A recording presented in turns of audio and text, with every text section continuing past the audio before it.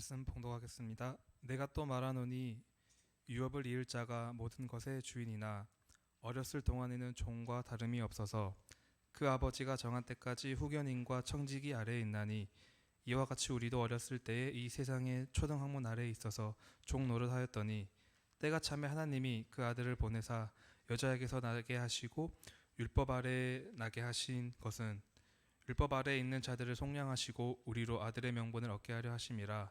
너희가 아들이므로 하나님이 그 아들의 영을 우리 마음 가운데 보내사 아빠 아버지라 부르게 하셨느니라. 그러므로 내가 이후로는 종이 아니요 아들이니 아들이면 하나님으로 말미암아 유업을 받을 자니라. 아멘. 감사합니다.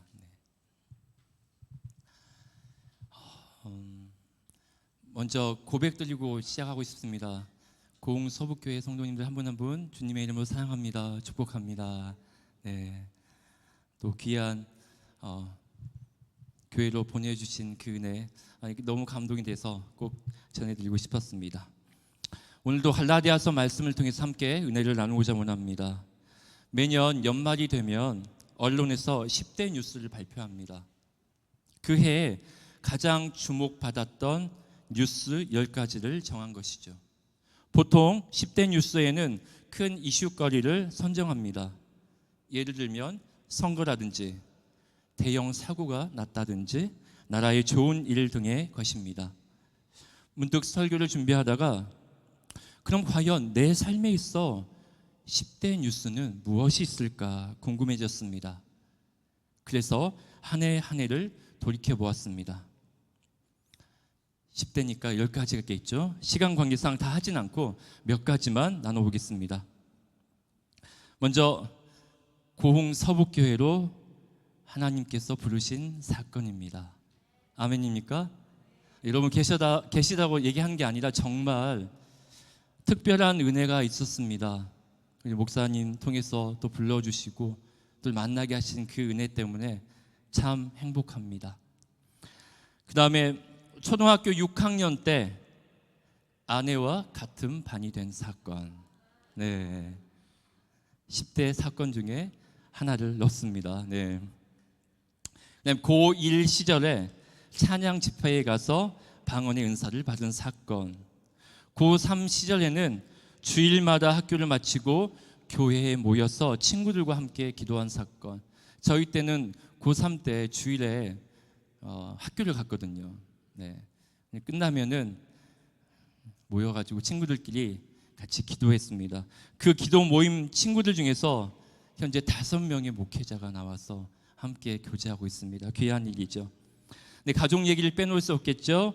2010년, 2013년 우리 하성이와 지율이가 태어난 사건, 2009년 9월 아내와 결혼한 사건, 그리고 마지막으로 2022년 8월부터 1년간 하나님이 저에게 주신 은사를 재발견한 사건입니다. 10대 뉴스를 만들어 보니까 내가 어떻게 살아왔는지가 한눈에 보였습니다. 어떤 사건은 저를 좌절하게 만들었습니다. 또 어떤 사건은 그 계기로 다시 일어서게 되었습니다. 다시금 제 삶을 되돌아보니까 수많은 사건이 저의 삶을 뒤흔들었다는 것을 알게 되었습니다. 오늘 말씀에서도 우리 모두의 삶을 뒤흔들었던 2가지 사건에 대해 말씀합니다. 2가지 사건이 무엇인지 살펴보고 더불어 2 사건이 우리에게 어떤 결과를 주었는지도 말씀을 통해 살펴보겠습니다. 바울은 본문 1절, 2절에서 하나님께서 죄인인 우리에게 아들의 명분을 주셨다는 것을 예를 들어 설명합니다. 엄청난 재산을 상속받을 한 소년을 예로 들었습니다. 이 소년이 미성년자일 때는 후견인과 청지기 아래 있기 때문에 뭐라고 표현합니까? 종과 다름이 없다라고 말씀합니다. 하지만 때가 되면 유산을 상속받습니다. 이 시대에는 때가 찼다는 절차와 체계가 명확했습니다. 로마의 어린 상속자는 14세까지는 보호자 아래 있었습니다. 25세까지도 어느 정도 후견인과 관리 아래 있었습니다. 청년기 훈련을 마치고서야 비로소 독자적인 재산권을 행사할 수 있었습니다. 바울이 주목한 것은 바로 어렸을 동안에는 종과 다름이 없다라는 거죠. 그리스도인임에도 불구하고 하나님께 입양된 자녀로 살고 있지 않고 여전히 종으로 하루하루를 연명하고 있음을 말씀하는 것입니다. 결국 바울은 1절에서 3절까지 종살이라는 상황을 부각시켰습니다. 너는 종이었다. 그러면서 4절과 5절에서는 이 종살이에서 자유롭게 하시는 두 사건을 소개합니다. 이 두 사건은 세상을 흔들어 놓았습니다. 이 사건은 우리의 삶을 뒤흔들어 놓았습니다. 그 첫 번째 사건은 4절 말씀입니다. 하나님이 그 아들을 보내사라고 말씀합니다. 우리의 삶을 뒤흔들어 놓은 첫 번째 사건은 하나님이 예수님을 이 땅 가운데 보내셨다는 것입니다. 예수님이 우리 가운데 오셨습니다. 우리와 같은 몸을 입고 이 땅에 오셨습니다. 이 사건은 그야말로 세상이 진동하는 사건이었습니다. 지금 우리는 너무나 당연한 얘기이기에 감동이 덜할 수 있습니다. 하지만 신약시대 당시에는 획기적이고 기적적인 사건이었습니다. 그리고 예수님이 이 땅에 오셔서 무엇을 하셨습니까? 각 마을을 두루다니시며 하나님 나라를 가르치고 전파하셨습니다. 아프고 약한 자들을 고쳐주었습니다. 무슨 말입니까? 내가 너와 함께한다. 내가 너의 아픔을 안다. 육신의 몸을 입고 이 땅에 오신 예수님이 한 명 한 명 찾아가셔서 그들과 함께 하셨다는 사실입니다. 또한 예수님이 결정적으로 우리에게 하신 것들이 있습니다. 예수님은 우리의 모든 형벌과 빚을 다 갚아 주셨다는 거죠. 복음서에서는 여러 가지 사건을 통해 예수님이 우리를 속량해 주셨음을 말씀합니다. 바울 역시 5절에서 분명하게 말씀합니다. 율법 아래에 있는 자들을 속량하셨다. 속량이라는 말은 몸값을 다 치루었다는 의미입니다. 속량은 주인에게서 노예를 풀어준다는 의미입니다. 그러면 노예의 주인은 누구입니까? 바로 율법입니다. 어떤 면에서는 우리가 율법에 속한 사람들입니다. 우리는 율법의 장악력 아래에 있었습니다. 그렇기 때문에 우리는 율법을 지켜야만 하는 존재였습니다. 하지만 율법을 다 지킬 수가 있습니까? 없습니다. 우리는 또한 율법을 다 지킬 수 없는 존재이기도 했습니다.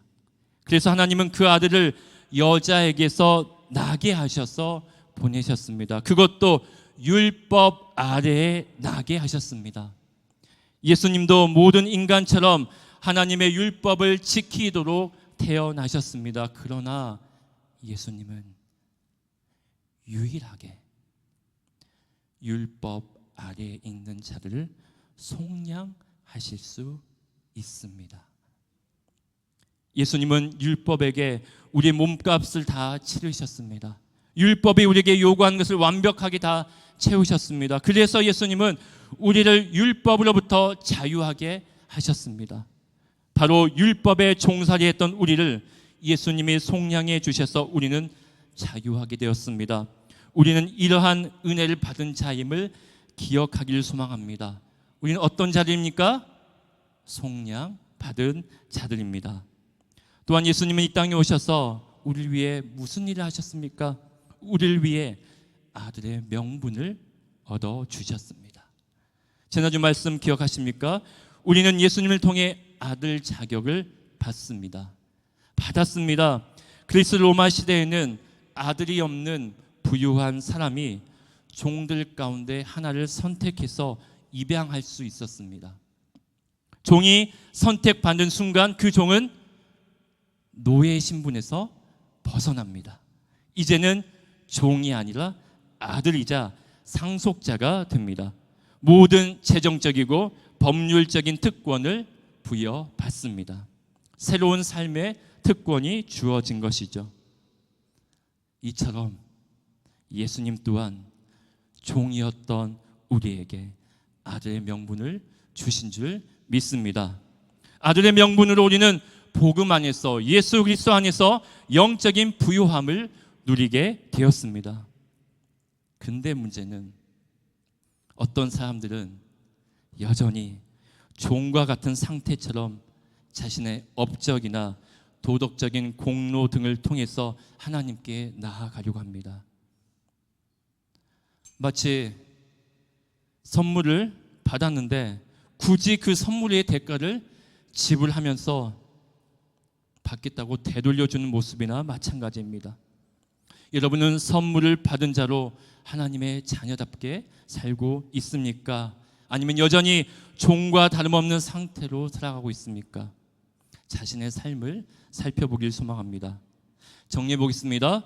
우리는 구원을 생각할 때 이 두 가지 사실을 기억해야 합니다. 첫째는 예수님을 통해서 우리의 죄가 옮겨졌다는 거죠. 속량 받아졌다는 것. 두 번째는 뭡니까? 예수님을 통해서 우리가 아들의 특권을 부여받았다는 것입니다.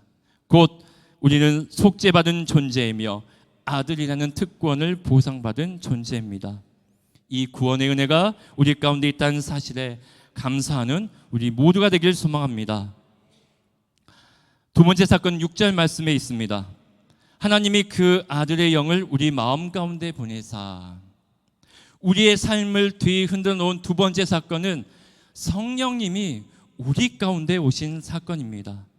바울은 분명한 의도를 가지고 4절에서 그 아들을 보내셨다라고 말씀하고 6절에서는 그 아들의 영을 보내셨다라고 말씀합니다. 바울의 분명한 의도가 있는 표현입니다.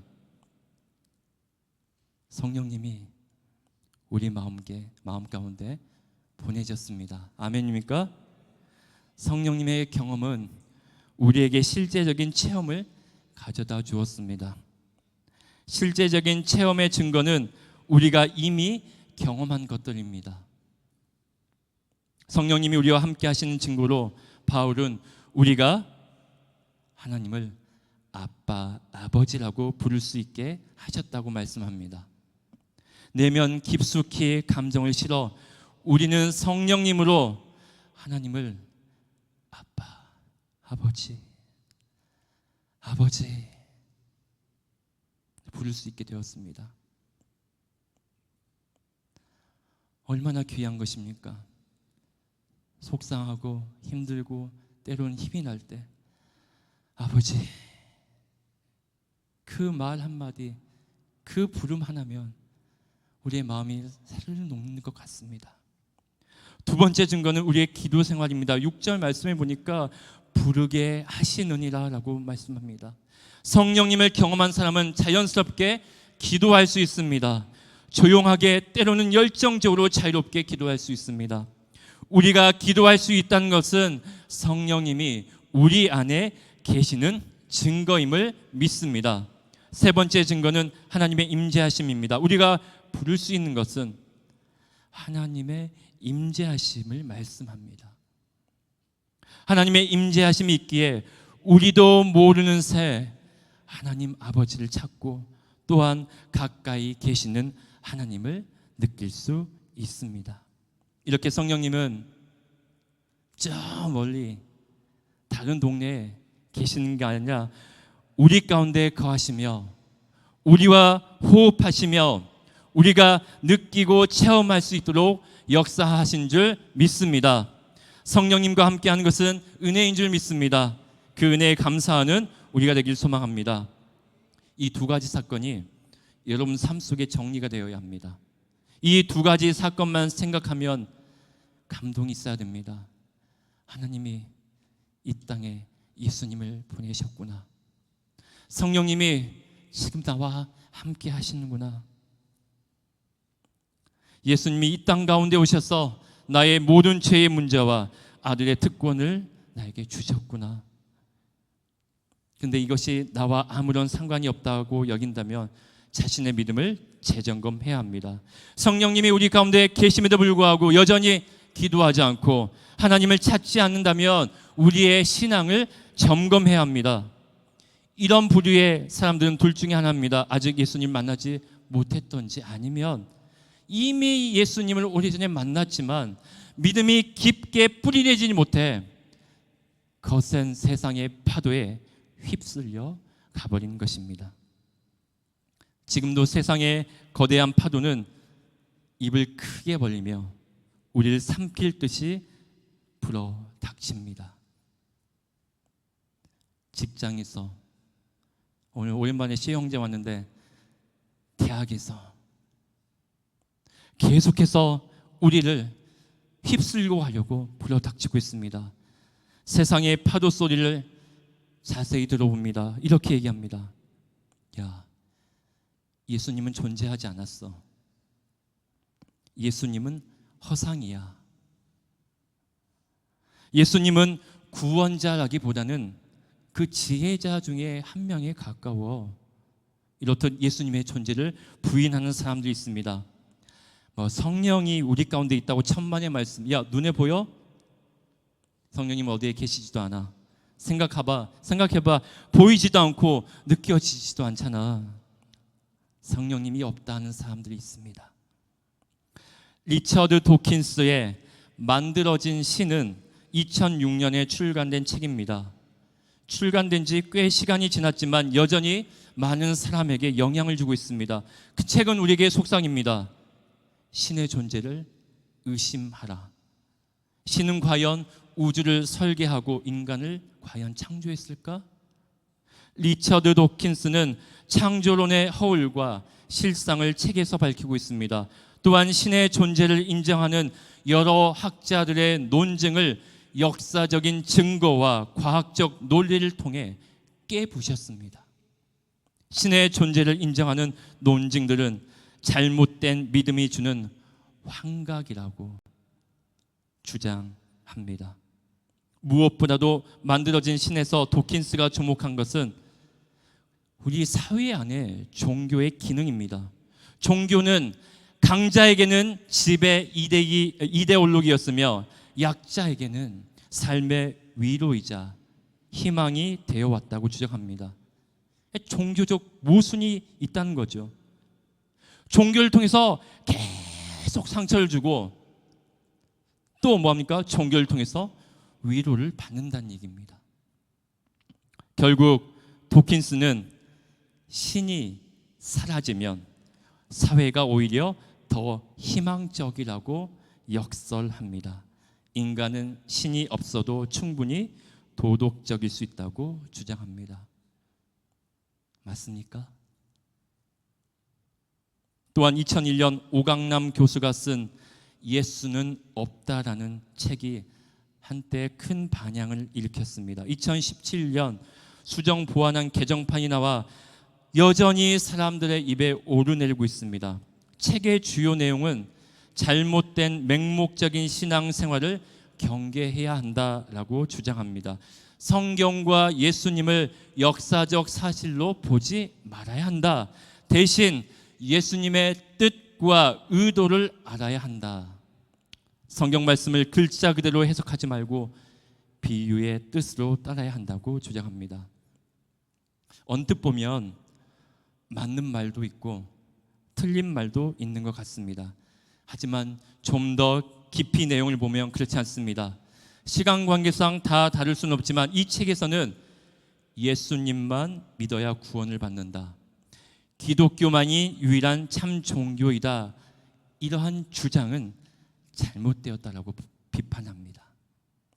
종교다원주의 색채가 다분히 나타납니다. 이렇듯 세상의 잘못된 가치관의 거대한 파도는 대학가에서 우리 사회에서 집어삼킬 듯 우리를 덮치고 있습니다. 그래서 우리는 그 파도에 휩쓸려 가지 않도록 예수님에게 밧줄로 꽁꽁 묶어 두어야 합니다. 예수님께 묶이지 않으면 나도 모르게 세상의 파도에 쓸려 내려가는 거죠. 예수님이 이 땅 가운데 오셨습니다. 성령님은 우리 가운데 임하셔서 우리와 함께 하십니다. 이 진리의 말씀을 마음 가운데 새기기를 소망합니다. 이 두 가지 사건은 앞서 말씀드린 대로 우리의 삶을 뒤흔든 사건이었습니다. 그러면서 바울은 이 두 가지 사건으로 우리의 존재가 어떻게 바뀌었는지 말씀합니다. 먼저 7절 말씀입니다. 그러므로 내가 이후로는 종이 아니요 아들이니. 다음으로 6절 말씀입니다. 그 아들의 영을 우리 마음 가운데 보내사 아빠 아버지라 부르게 하셨느니라. 이렇게 우리의 존재는 종에서 아들로 바뀌었습니다. 우리는 하나님을 아빠 아버지라고 부를 수 있게 되었습니다. 이 말씀의 의미는 무엇입니까? 우리가 이제는 이전보다 더욱 하나님과 친밀한 존재가 되었다는 것입니다. 그렇기 때문에 우리는 누구도 어떤 것도 두려워할 필요가 없습니다. 우리와 친밀한 관계를 맺고 계시는 우리 아버지 되신 하나님께서 다 주관하시기 때문입니다. 하지만 여전히 그리스도인들 가운데 친밀히 다가오시는 하나님의 사랑을 느끼지 못한 분이 있습니다. 어떻습니까? 그 하나님의 사랑이 느껴지십니까? 하나님은 언제나 우리를 향해 다가오시는데 하나님과 거리를 두고 지내는 분들이 있습니다. 반면에 하나님과 더욱 가까워지고 싶지만 방법을 모르는 분들 또한 있습니다. 그럼 어떻게 하면 우리가 하나님과 친밀한 관계를 형성할 수 있을까요? 먼저 친밀한 관계를 위해서는 질 좋은 시간이 필요합니다. 친밀함을 유지하기 위해서는 질 좋은 시간을 보내야 된다는 거죠. 그 시간을 통해서 자신의 감정과 생각과 두려움을 하나님과 공유하는 거죠. 이것은 친밀감을 형성하고 지속하는 데 매우 중요합니다. 오늘 본문 6절에서 마지막 보면 부르게 하셨느니라 라고 말씀합니다. 이 말씀은 우리가 적극적으로 하나님과 시간을 정해놓고 부르짖어야 함을 말씀합니다. 주일 예배, 오후 찬양 예배, 수요 기도회, 새벽 예배 등 공예배뿐만 아니라 하나님과 개인적으로 만나는 시간 또한 필수라는 거죠. 어떻게 부르짖습니까?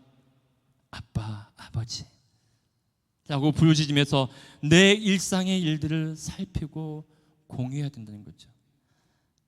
거룩한 척, 아닌 척을 내려놓고 하나님, 남편 때문에 못 살겠습니다. 하나님, 직장 동료 때문에 너무 힘듭니다. 내가 하나님의 자녀라고 하는데 이것만큼 도저히 못 참겠습니다. 반면에 하나님, 오늘 자녀들 때문에 너무너무 행복합니다. 목사님 오전에 아이들 신발만 봐도 행복하다는 것처럼 자녀만 보면 너무 행복합니다. 하나님, 저는 이렇게 생각하는데 하나님 생각은 어떻습니까? 하나님, 제 건강이 좋지 않아 마음이 몹시 불안합니다. 하나님 도와주세요. 하나님, 경기가 좋지 않아 사업이 어려워 마음이 좋지 않습니다. 하나님 도와주시옵소서. 우리의 삶을 진솔하게 하나씩 하나님과 공유하다 보면 하나님과 우리 사이에 신뢰가 구축됩니다. 하나님은 우리의 기도를 들으시고 약속한 바를 이루어 주실 줄 믿습니다. 그러한 하나님의 응답이 쌓이면 더욱 하나님을 신뢰하게 됩니다. 때로는 시간이 걸릴 수 있습니다. 반면에 바로 응답하실 수도 있습니다. 중요한 것은 이렇게 우리가 하나님에 대해 신뢰가 쌓이면 하나님과 우리의 관계는 더욱 끈끈해집니다. 친밀감을 위해서는 시간이 걸릴 수도 있습니다. 그래서 인내심이 필요합니다. 한두 번 기도했다고, 새벽 예배 나왔다고, 주일 예배 나왔다고, 오후 찬양 예배 나왔다고 바로 응답이 올 거라고 기대하지 마십시오. 물론 단 한 번의 기도에도 하나님은 응답하실 줄 믿습니다. 중요한 것은 꾸준히 인내하며 노력하며 시간을 보내는 것이 중요합니다. 우리가 순간마다 하나님께 아빠, 아버지라고 부를 때 성령님은 우리가 하나님의 자녀인 것을 깨닫게 하시며 우리에게 힘을 주시죠. 야, 너 혼자가 아니야. 내가 함께 할게. 그로 인해 우리의 삶이 변화를 맛봅니다. 내가 너와 함께 할게. 우리의 엉클어져 있던 마음이, 엉클어져 있던 실타래가 하나씩 하나씩 풀립니다. 단단해져 있던 땅이 내가 너와 함께 할게, 그 말씀 한마디에 보드라운 좋은 밭이 되어 준다는 거죠. 이러한 축복이 우리 가운데 있기를 소망합니다. 그렇기 때문에 우리는 공예배는 당연한 거고요, 새벽 예배, 주일 예배, 오후 찬양 예배, 수요 기도회 당연한 겁니다. 당연한 것 말고요, 이제는 개인적으로 시간을 내서, 지난번에 한 말씀 드렸습니다. 여러분 집안에 골방이 있습니까? 예배상 그 위에 성경책 말씀 읽고 그곳에서 하나님과 친밀한 교제를 나누길 소망합니다. 그렇게 될 때 우리는 하나님과 가까워지고 만족스러운 관계를 맛볼 수 있습니다. 하나님과의 친밀한 관계는 그 어떤 선물보다 우리에게 큰 만족을 가져다 줄 것입니다. 말씀 마무리하겠습니다. 하나님께서 우리에게 특별한 사건 두 가지를 경험케 하셨습니다. 먼저는 예수 그리스도께서 이 땅에 오신 사건이고, 또한 성령님께서 우리 가운데 임하신 사건입니다. 두 가지 사건으로 율법에 종살이했던 우리가 자유를 얻게 되었습니다. 그 결과 우리는 하나님과 친밀한 관계가 되었습니다. 아직도 하나님과 친밀함을 경험하지 못한 분이 계시다면 하나님과 질 좋은 만남을 갖길 소망합니다. 자신의 삶을 하나님께 공유하길 소망합니다. 그렇게 하면 하나님과 우리 사이의 신뢰가 쌓이고, 그렇게 나아가면 하나님께서 우리를 기쁘게 받아주실 줄 믿습니다. 이런 은혜가 우리 고흥서북교회 청년들과 성도님들에게 함께하기를 기도합니다. 기도하겠습니다. 참 좋으신 하나님, 우리에게 귀한 사건을 경험하게 하시네 감사합니다.